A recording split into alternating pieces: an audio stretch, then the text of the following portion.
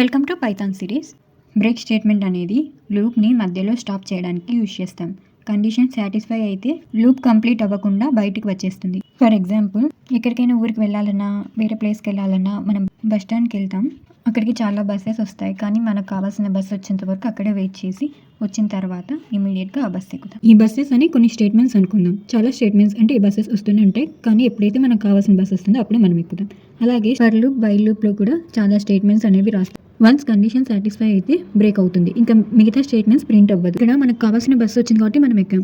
మిగతా బస్సెస్ వస్తూనే ఉంటాయి బస్ స్టాండ్లో, కాకపోతే మనం కండిషన్ సాటిస్ఫై అయింది కాబట్టి రిమైనింగ్ బస్సెస్ ఏం చెక్ చేయాలి. సింటాక్స్ ఫర్ లూప్ రాసిన తర్వాత కింద స్టేట్మెంట్స్ రాస్తాం. అట్లా కొన్ని స్టేట్మెంట్స్ అయిపోయినాక ఒక కండిషన్, ఇఫ్ కండిషన్ పెట్టేసి ఆ కండిషన్ సాటిస్ఫై అయితే బ్రేక్ అవుతుంది. నెక్స్ట్ కింద స్టేట్మెంట్స్ ఉంటాయి, కానీ అక్కడి వరకు ఎగ్జిక్యూట్ అవుతుంది. కింద ఉన్న స్టేట్మెంట్స్ ప్రింట్ కావు.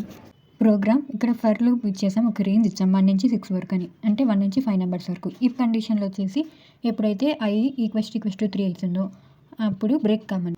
ఐలో 1 ఉంటుంది ఫస్ట్ ఇటరేషన్లో, 1 = 3 కాదు కాబట్టి ప్రింట్ i అంటే 1 ప్రింట్ అవుతుంది అవుట్పుట్. సెకండ్ ఇటరేషన్లో 2 నెంబర్ వస్తుంది, 2 = 3 ఫాల్స్ ప్రింట్ అవుతుంది.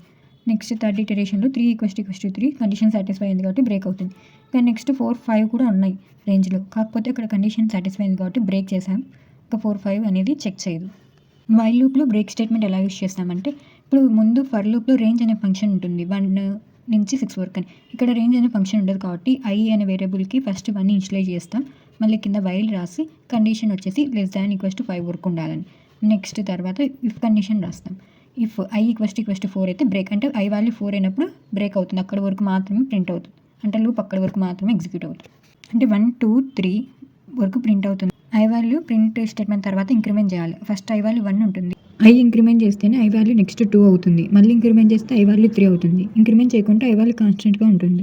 iలో 4 ఉన్నప్పుడు కండిషన్ మ్యాచ్ అవుతుంది కాబట్టి 4 వాల్యూ ఇంకా తర్వాత వచ్చే 5 వాల్యూ 2 ప్రింట్ కావు.